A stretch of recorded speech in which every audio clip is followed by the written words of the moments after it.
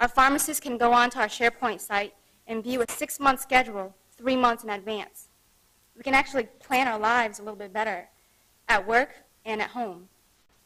We have a weekly schedule that outlines all the assignments of all of our operational and clinical activities.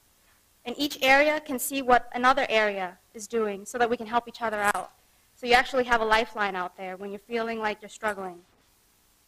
We have a systematic way of deploying staff when we have unexpected vacancies. And we have a clear and transparent rotation system for holidays as well as overnight fill-ins. We think this team concept, this model that we have, has really helped us focus in on improving individual accountability, our performance, and really looking at what a true team should be. We have a better team approach now. We're still improving and we're still working on it every single day, but we're working on enhancing trust within our team members, building a positive team culture, communicating more effectively. Imagine that. We can actually talk to each other more clearly, use the same language. We can perform better as a team as a whole. And only then can we continue to sustain high levels of energy and motivation and recognize each other's strengths and continue to build upon them. There's a whole lot more that we need to do, and we hope to expand this foundation that we've built on all shifts with really all of our staff.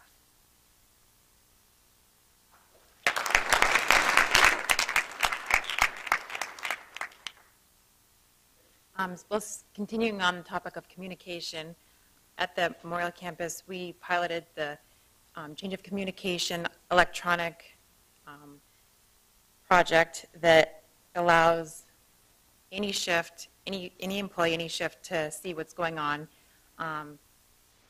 You can quickly just get operational and clinical updates, and then update your own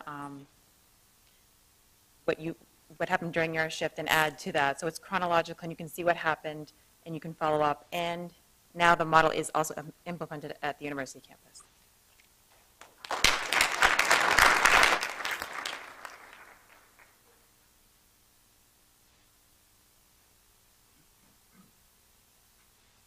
Good evening.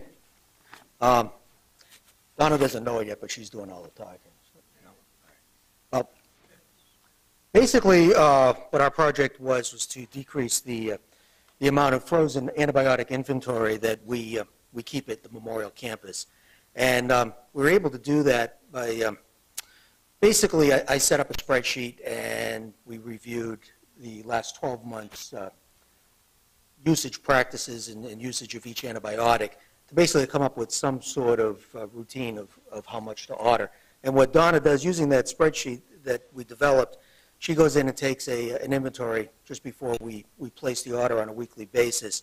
And we use the spreadsheet to determine the ordering quantities after adjusting for unusual circumstances.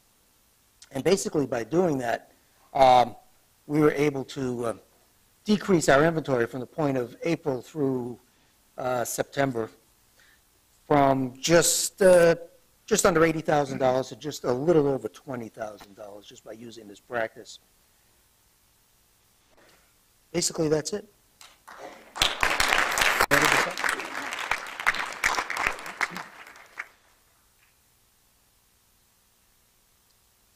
Okay, I'm going to talk about the CVVH program.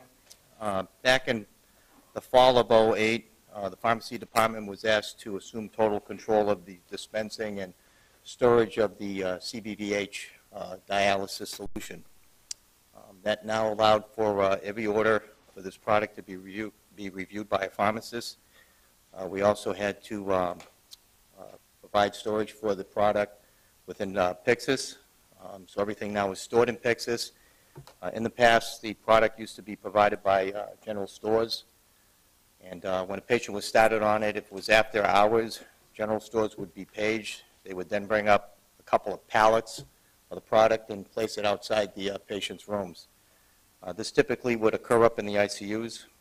So by us taking it over, we found that we were able to reduce the waste by 25%, which was over a $20,000 savings. We Also, through maintaining the program, we also saved $8,000 in overtime costs that was realized by general stores paying people to come in after hours. And we also decreased the turnaround time from 2 hours to less than 20 minutes.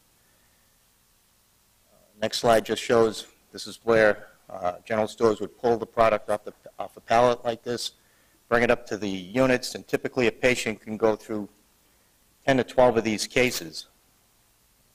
From that, we went to this. Thank you.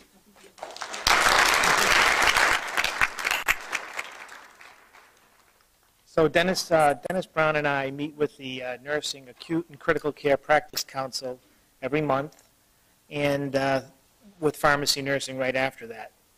And it's a very vocal group and very involved, and we try to get feedback from our staff to bring to these meetings and solicit feedback. But we wanted to formalize this, so we got an article from ASHP, we got a survey out of that, we looked at the questions, we came up with over 30 questions. And we, with the help of Maricela, we put it on our new Nurses Corner, which is the drug information site for the nurses, and through SurveyMonkey, we put it out there. We have over 96 respondents from last week, and it's still growing.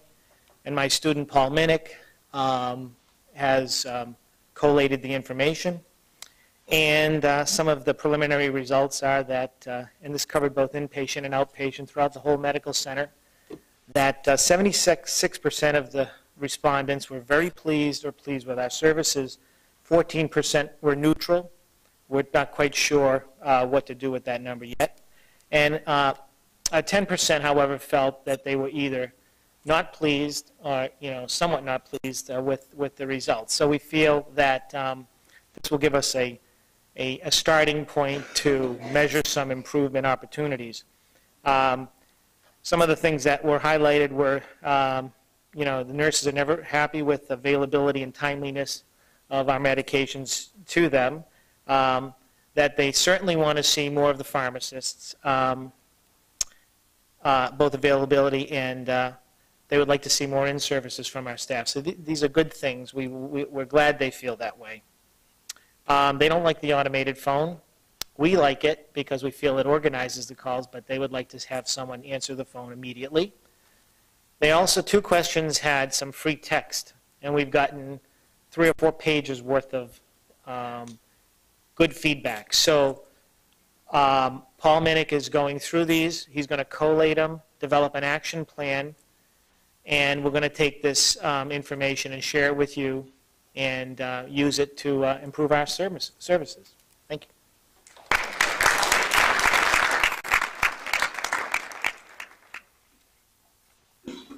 Hello, I'm Donna Witten. I came to the pharmacy department in 2004, and I came to the position of the 340B financial analyst. I'm sure everybody in this room has heard of 340B. No? Okay. 340B is a federal program that enables us as a qualified entity to save significantly on the purchase of our outpatient drugs. UMass Memorial qualified in 2003 as a disproportionate share hospital, and since then we have been purchasing our drugs through the 340B program for our outpatients. Okay. Last year, our total purchases through McKesson, our wholesaler, all across all our campuses, including the Prescription Center and Barry Healthcare in Plumley Village, was $45.4 million. It's a significant amount, and it was a 23% increase from fiscal year 08. Out of that 45.4, $25.2 million were 340B purchases. That's 54% of our McKesson purchases. It enabled us to save $14.8 million in fiscal year 09. That was an increase of 32% from fiscal year 08.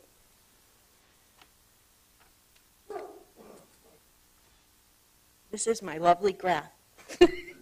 Okay, it shows 2008-2009 monthly comparison of the savings